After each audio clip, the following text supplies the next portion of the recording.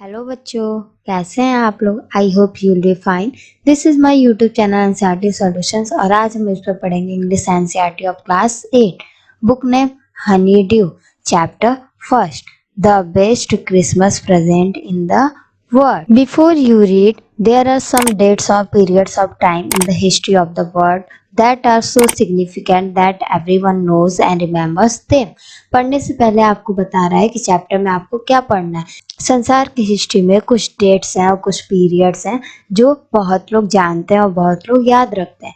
The story you will read mentions one such date and event. इस story में भी कुछ डेट्स और इवेंट्स को मेंशन किया गया। A war between the British and the Germans in 1940. Germans और ब्रिटिश के बीच जो वार हुई थी 1940 में उसको मेंशन किया गया। Can you guess which war it was? क्या आप बता सकते वो कौन सा वार था? Do you know which events the dates below refer to? यहाँ नीचे आपको कुछ डेट्स दिए हैं और बोल रहा है कि बताइए ये डेट्स जो है किस इवेंट को रेफर करते हैं। इन सारे का आंसर जो है पेज नंबर 23 पर दिया हुआ है। तो हम पार्ट फर्स्ट से स्टार्टिंग करते हैं। I spotted it in a junk shop in Bridport, a roll top desk. मैंने ब्रिडपोर्ट के एक कबाड़ी की दुकान पर एक रोल टॉप डेस्क को देखा। जंक शॉप मतलब होता है कबाड़ी की दुकान। The man said it was early 19th century and oak. वो जो शॉपकीपर था उसने मुझे बताया कि ये 19वीं शताब्दी का रोल टॉप डेस्क है और ओक का बना हुआ है। I had wanted one, but they were far too expensive. मुझे भी ये डेस्क चाहिए था लेकिन ये बहुत ही महंगे मिलते हैं। This one was in a bad condition. The roll top in several pieces, one leg clumsily mended, scorch marks all down one side. ये जो रोल टॉप डेस्क था ये बहुत ही बुरी कंडीशन में था। इसका जो रोल टॉप था वो पूरी तरह से टूटा फूटा था। इसका जो एक पैर था वो भी टूटा हुआ था और किसी ने उसकी मरम्मत की थी लेकिन वो भी ढंग से मरम्मत नहीं हुई थी। एक साइड पूरा ऊपर से लेकर नीचे तक जले होने के मार्क्स थे। स्कॉच मार्क्स मतलब होता है बर्न मार्क्स, जले का मार्क होना। It was going for very little money, लेकिन ये मुझे बहुत ही सस्ते मिल रहा था। I thought I could restore it, मैंने सोचा कि मैं इसे रिस्टोर कर सकता हूँ, सही कर सकता हूँ। It would be a risk, a challenge, but I had to have it. यह एक रिस्क हो सकता है, एक चैलेंज हो सकता है मेरे लिए कि मैं इसे सस्ते में खरीद लूँ लेकिन इसकी मरम्मत ना कर पाऊँ और मुझे महंगा पड़ जाए, लेकिन फिर भी मुझे ये चैलेंज एक्सेप्ट करना था। I paid the man and brought it back to my workroom at the back of the garage. मैंने शॉपकीपर को पैसे दिए और मैं उसे अपने वर्क रूम में लेते आया और मेरा वर्क रूम कहाँ था? मेरे गैरेज के पीछे था। I began work on it on Christmas Eve. मैंने क्रिसमस की शाम को इस पर काम करना शुरू कर दिया। I removed the roll top completely and pulled out the drawers. मैंने रोल टॉप को पूरी तरह से हटा दिया। ऊपर जो रोल टॉप लगा हुआ था मैंने उसको पूरी तरह से हटा दिया और उसमें जो ड्रॉर्स थे उनको बाहर खींचने लगा। The veneer had lifted almost everywhere. It looked like water damage to me. तो उस पर विनीर लगा हुआ था। विनीर जो होता है जैसे किसी टेबल के ऊपर आपने देखा होगा सनमाइका लगा होता है या प्लास्टिक की तरह लगा होता है, उससे विनीर बोला जाता है। तो राइटर बोल रहा है कि उस पर विनीर जो लगा हुआ था वो चारों तरफ से उखड़ चुका था और ऐसा लग रहा था कि पानी की वजह से वो पूरा खराब हो गया है। Both fire and water had clearly taken their toll on this desk. Taken their toll और मतलब कि डैमेज। आग और पानी दोनों ने मिलकर उस डेस्क को पूरी तरह से खराब कर दिया था। The last drawer was stuck fast. Stuck fast मतलब होता है कि शट टाइट, टाइटली पैक हो जाना। तो 3 ड्रॉर लगे थे और जो लास्ट ड्रॉर था वो पूरी तरह से उसमें फंस चुका था। I tried all I could to ease it out gently. मैंने उसको प्यार से निकालने की बहुत कोशिश की। In the end I used brute force, लेकिन वो जब वो प्यार से नहीं निकला तो एंड में मुझे बहुत ही कठोर फोर्स लगाना पड़ा। I struck it sharply with the side of my fist and the drawer flew open to reveal a shallow space underneath a secret drawer. मैंने अपने मुक्के के साइड से ड्रॉर पे बहुत तेज से मारा। जब मैंने मारा तो ड्रॉर थोड़ा सा खुल गया और उसके खुलने के बाद मैंने देखा कि उसमें एक शैलो स्पेस है, थोड़ी सी जगह है और उस जगह में भी एक सीक्रेट ड्रॉर रखा हुआ है। There was something in there, और उस ड्रॉर में भी कुछ था। I reached in and took out a small black tin box. मैंने अपना हाथ अंदर डाला और अंदर से मैंने एक छोटा सा ब्लैक टीन का बक्सा निकाला. Sellotaped to the top of it was a piece of lined newspaper and written on it in shaky handwriting. Box के ऊपर एक लाइन नोट पेपर लगा हुआ था और उसको सेलो टेप से पैक कर दिया गया था और उस पर शेकी हैंड का मतलब है कि हिली डुली राइटिंग में कुछ लिखा गया था. जिम्स लास्ट लेटर रिसीव जनवरी 25, 1950 और उस पर लिखा हुआ था कि जिम का लास्ट लेटर जो कि 25 जनवरी 1915 को रिसीव किया गया. To be buried with me when the time comes, इसे मेरे साथ ही दफना दिया जाए जब सही समय आए. I knew as I did it that it was wrong of me to open the box, but curiosity got the better of my scruples. मुझे पता है कि मैंने ये गलत किया, मुझे इस बॉक्स को ओपन नहीं करना चाहिए था, लेकिन मेरी जिज्ञासा मेरी हिचकिचाहट को रोक दी और मैंने उसे ओपन कर दिया. It usually does. ऐसा हमेशा होता है कि हमारी जिज्ञासा हमें हिचकिचाने से रोक देती है और जो काम हम नहीं करना चाहते उसे भी हम कर देते हैं. Inside the box there was an envelope. Box के अंदर एक लिफाफा था. एनवेलप मतलब लिफाफा. द एड्रेस रीड और उस पर एड्रेस लिखा हुआ था. Mrs Jim McPherson, 12 Copper Beeches, Bridport, Dorset. और ये एड्रेस जो था डॉर्सेट का एड्रेस था. ये लेटर मिसेज जिम मैकफर्सन के नाम पर लिखा गया था. And dated at the top December 26, 1940. वो लेटर पेंसिल से लिखा गया था और उसके टॉप पर एक डेट डाली गई थी 26 दिसंबर 1940. मतलब ये लेटर इस डेट को और इस ईयर में लिखा गया था. अब हम यहाँ से सेकंड पार्ट स्टार्ट करते हैं. इसका फर्स्ट पार्ट हमने पढ़ लिया. Dearest Connie, I write to you in a much happier frame of mind because something wonderful has just happened that I must tell you about at once. ये letter जो था वो कॉनी के लिए लिखा गया था. तो लेटर के ऊपर लिखा गया था प्रिय कॉनी. और जिन्होंने लेटर लिखा था उन्होंने बताया कि मैं आज बहुत ही खुश हूँ और मैं क्यों खुश हूँ यह रीजन मैं तुम्हें एक ही बार में बताना चाहता हूँ. We were all standing to in our trenches yesterday morning, Christmas morning. Trench जो होता है, trench मतलब होता है कि long deep ditches in the ground where soldiers hide from the enemy.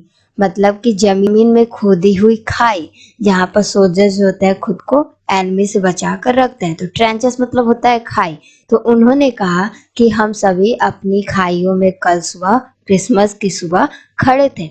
It was crisp and quiet all about, as beautiful a morning as I have ever seen, as cold and frosty as a Christmas morning should be. यह सुबह जो थी बहुत ही कुरकुरी थी और बहुत ही शांत थी. यहाँ कुरकुरे से मतलब है कि गुनगुनी धूप निकली हुई थी. और उन्होंने कहा कि यह सुबह बहुत ही खूबसूरत थी. जैसी क्रिसमस की सुबह होनी चाहिए सेम वैसी यह सुबह ठंडी और मनमोहक थी. I should like to be able to tell you that we began it. मैं ये कहने में सक्षम होना चाहता हूँ कि मैंने ये शुरू किया. But the truth I am ashamed to say is that Fritz began it. लेकिन यह सच है कि और मुझे कहते हुए शर्म आ रही है कि यह सब फ्रिट्ज ने शुरू किया. यहाँ वो फ्रिट्ज जो है एक वर्ड है जो कि जर्मन सोल्जर्स के लिए यूज किया जाता है. First someone saw a white flag waving from the trenches opposite. पहले किसी ने मतलब हमारे सोल्जर्स में से किसी सोल्जर ने देखा कि अपोजिट साइड में जो ट्रेंच है जो हमारे अपोजिट साइड में जो सोल्जर्स हैं उनमें से कोई व्हाइट कलर का फ्लैग जो है लहरा रहा है. Then they were calling out to us from across no man's land, Happy Christmas Tommy, Happy Christmas. तभी उनमें से किसी ने वहां से चिल्लाकर बोला happy Christmas Tommy, happy Christmas. मतलब क्रिसमस की बधाई टॉमी, क्रिसमस की बधाई. यहाँ पर टॉमी जो है ये ब्रिटिश सोल्जर्स के लिए ये वर्ड यूज किया गया है.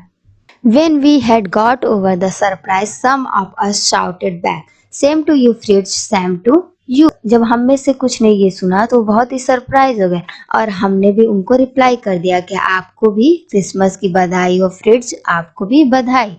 I thought that would be that. मुझे लगा कि ये बस इतना ही रहेगा. We all did. इसलिए हमने भी उनको विश कर दिया. But then suddenly one of them was up there in his great coat and waving a white flag.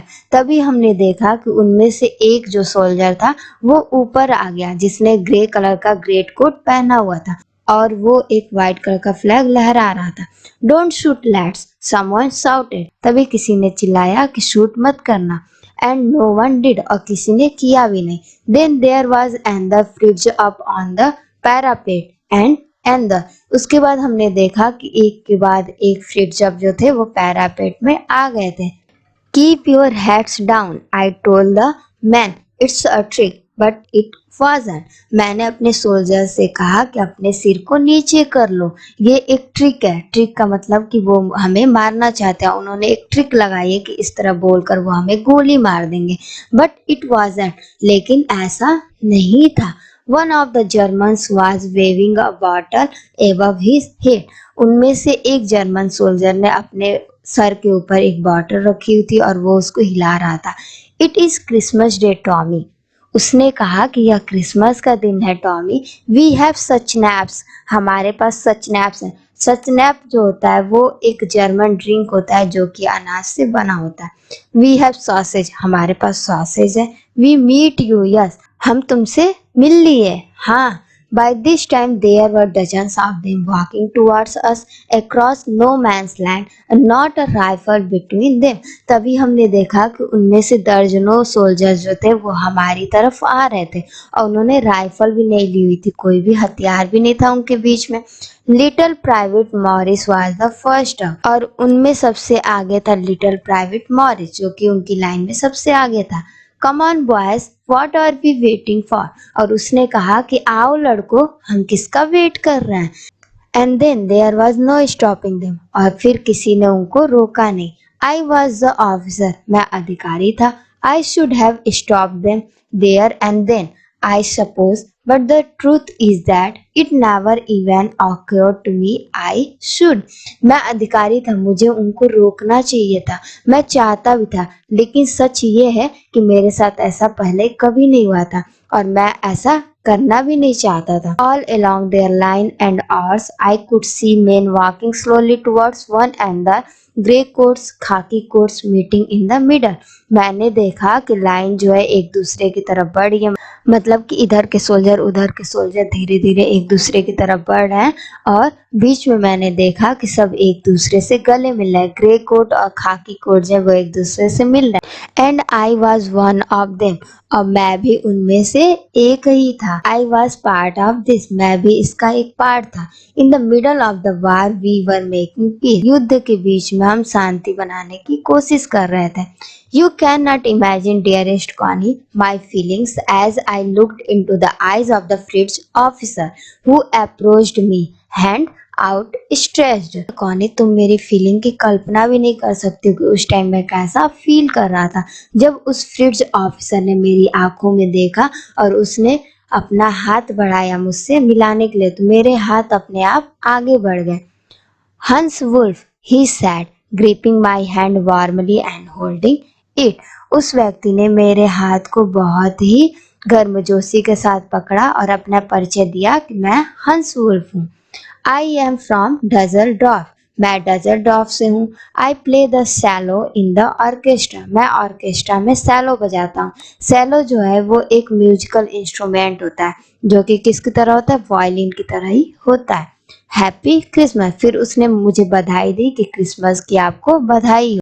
आगे बढ़ने से पहले बच्चों आपसे एक रिक्वेस्ट है कि अगर आपको मेरा वीडियो अच्छा लगे तो प्लीज मेरे चैनल को लाइक और सब्सक्राइब कर दीजिए और अपने फ्रेंड के साथ भी शेयर कर दीजिए। और न्यू वीडियो की अपडेट पाने के लिए नोटिफिकेशन बेल को ऑन करना बिल्कुल मत भूलिएगा। Captain Jim McPherson, I replied, तो मैंने भी अपना परिचय दिया कि मैं कैप्टन जिम मैकफर्सन हूँ। And a happy Christmas to you too, और आपको भी क्रिसमस की ढेर सारी बधाई। I am a school teacher from Dorset in the west of England. ने उसे बताया कि मैं पश्चिम इंग्लैंड के एक डॉर्सेट प्लेस पर एक टीचर हूँ। आह, डॉर्सेट, ही स्माइल, उसने जब डॉर्सेट का नाम सुना तो वो स्माइल करने लगा। आई नो दिस प्लेस, उसने कहा कि वह इस प्लेस को जानता है। I know it very well, वह इसे अच्छी तरह से जानता है।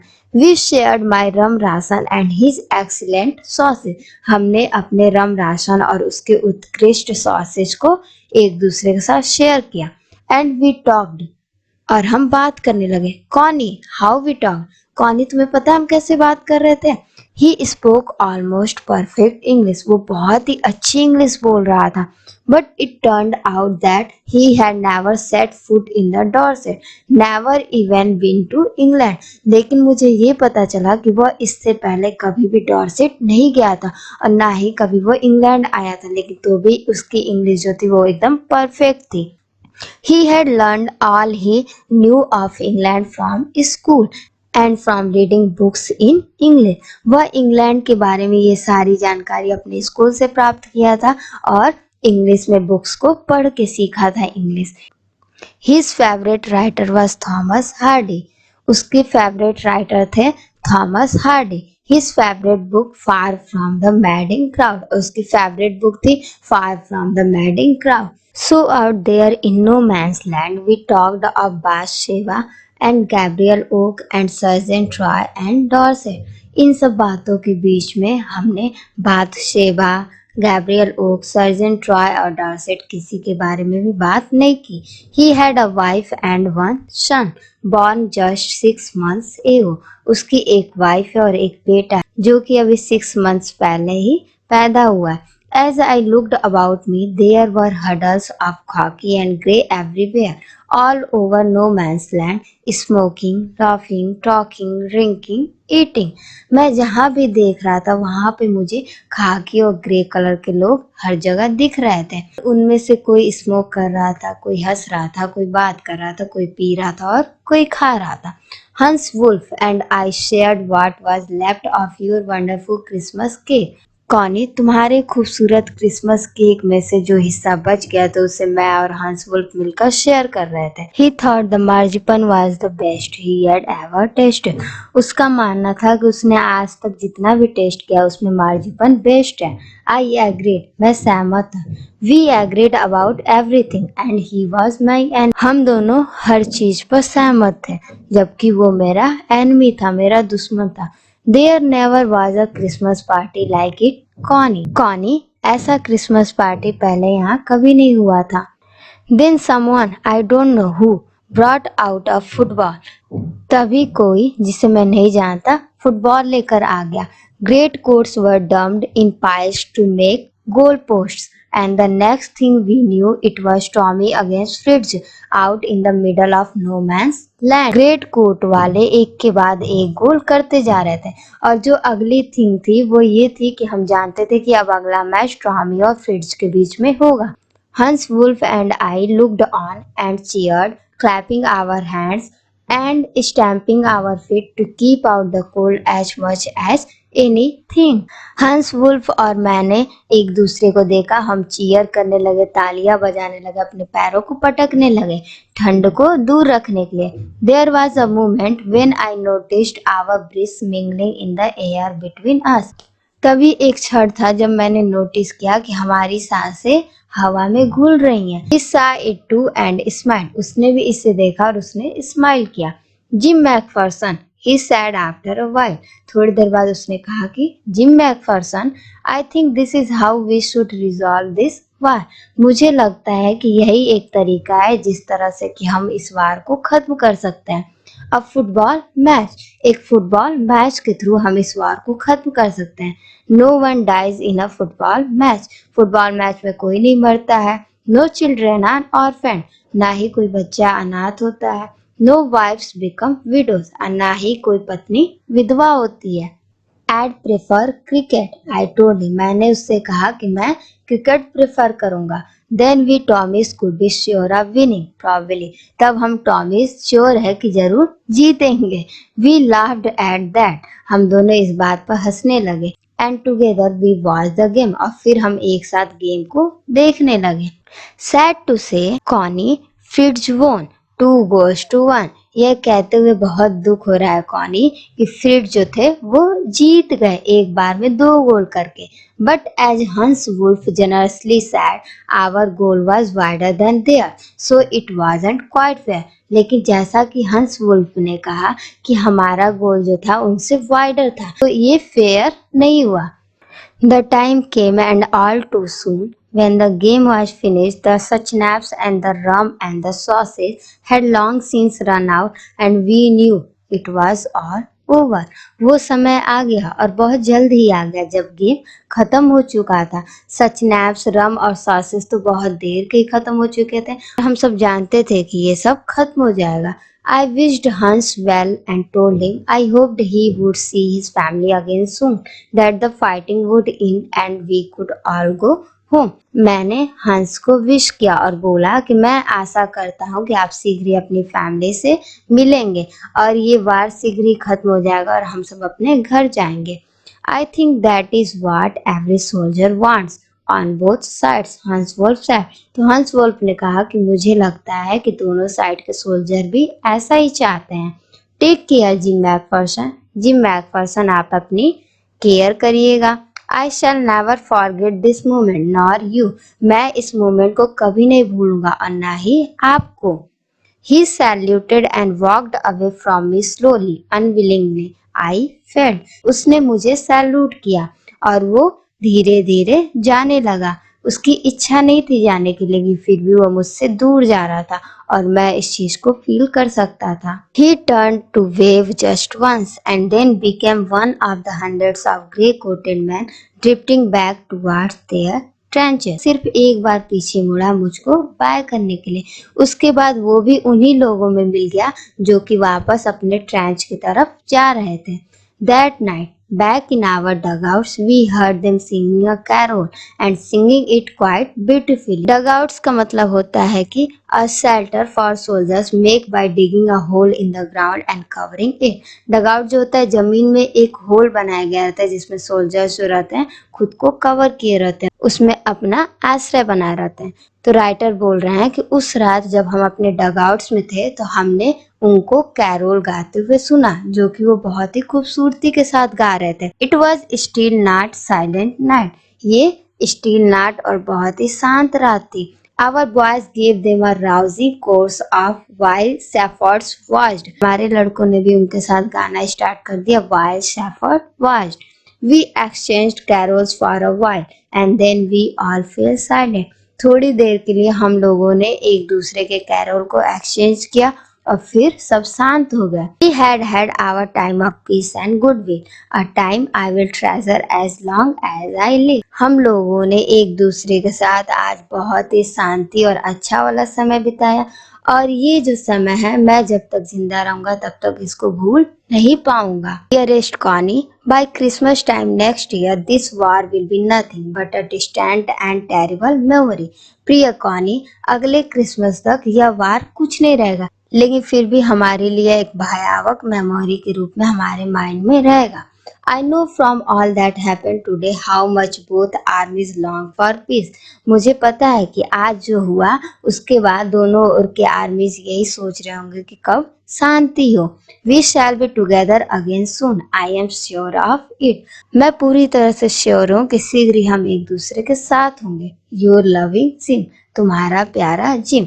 तो ये लेटर जो है जिम के द्वारा लिखा गया था। किसके लिए लिखा गया था? उनकी पत्नी कॉनी के लिए। तो बच्चों यहाँ पे हम इस चैप्टर का फर्स्ट पार्ट और सेकंड पार्ट फिनिश करते हैं। नेक्स्ट वीडियो में हम थर्ड पार्ट से स्टार्टिंग करेंगे। सो बच्चों, अगर आपको मेरा वीडियो अच्छा लगा तो प्लीज मेरे चैनल को लाइक और सब्सक्राइब कर दीजिए, अपने फ्रेंड के साथ भी शेयर कर दीजिए और न्यू वीडियो की अपडेट पाने के लिए नोटिफिकेशन बेल को ऑन करना बिल्कुल मत भूलिएगा। अब हम नेक्स्ट वीडियो मिलेंगे, तब तक के लिए बाय बच्चों, टेक केयर।